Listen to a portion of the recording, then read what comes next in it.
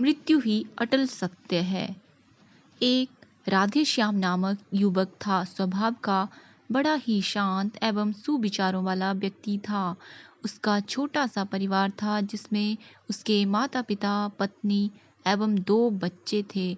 सभी से वो बेहद प्यार करता था। इसके अलावा वो कृष्ण भक्त भी था और सभी पर दया भाव रखता था। जरूरतमंद की सेवा करता था।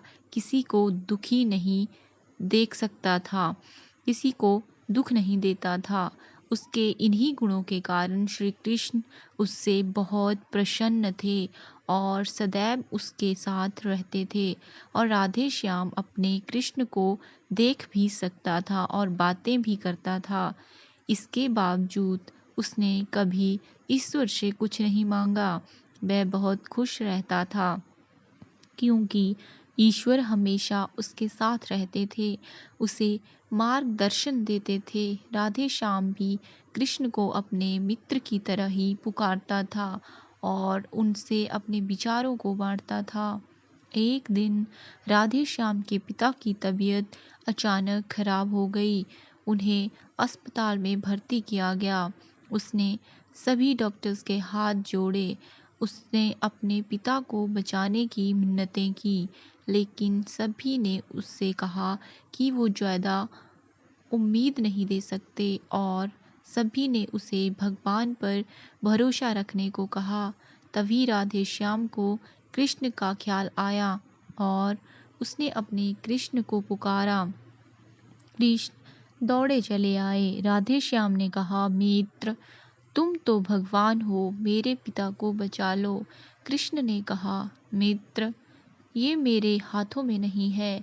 अगर मृत्यु का समय होगा तो होना तय है। इस पर राधे श्याम नाराज हो गया और कृष्ण से लड़ने लगा। गुस्से में उन्हें कोसने लगा। भगवान ने भी उसे बहुत समझाया पर उसने एक ना सुनी। तब भगवान कृष्ण ने उससे कहा, मित्र, मैं तुम्हारी मदद कर सकता हूँ, लेकिन इसके लिए तुम्हें एक कार्य करना होगा। राधे श्याम ने तुरंत पूछा, कैसा कार्य? कृष्ण ने कहा, तुम्हें किसी एक घर से मुट्ठी भर ज्वार लानी होगी और ध्यान रखना होगा कि उस परिवार में कभी किसी की मृत्यु ना हुई हो। राधे श्याम झट से हाँ बोलकर तलाश में निकल गया। उसने कई दरवाजे खटखटाए। हर घर में ज्वार तो होती, लेकिन ऐसा कोई नहीं होता जिनके परिवार में किसी की मृत्यु ना हुई हो। किसी का पिता, किसी का दादा, किसी का भाई, माँ, काकी या बहन। 2 दिन तक भटकने के बाद भी राधे श्याम को ऐसा एक भी घर नहीं मिला। तब उसे इस बात का एहसास हुआ कि मृत्यु एक अटल सत्य है। इसका सामना सभी को करना होगा। इससे कोई नहीं भाग सकता।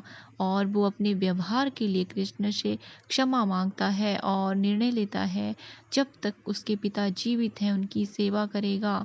थोड़े दिनों बाद राधे श्याम के पिता स्वर्ग सिधार जाते हैं। उसे दुख होता है, लेकिन ईश्वर की दी उस सीख के कारण उसका मन शांत रहता है। दोस्तों, इसी प्रकार हम सभी को इस सच को स्वीकार करना चाहिए कि मृत्यु एक अटल सत्य है। उसे नकारना मूर्खता है। दुख होता है, लेकिन उसमें फंस जाना गलत है, क्योंकि केवल आप ही उस दुख से पीड़ित नहीं हैं, अपितु संपूर्ण मानव जाति उस दुख से रूबरू होती ही है। ऐसे सच को स्वीकार कर आगे बढ़ना ही जीवन है। कई बार हम अपने किसी खास के चले जाने से इतने बेबस हो जाते हैं कि सामने खड़ा जीवन और उससे जुड़े लोग हमें दिखाई नहीं देते। ऐसे अंधकार से निकलना मुश्किल हो जाता है।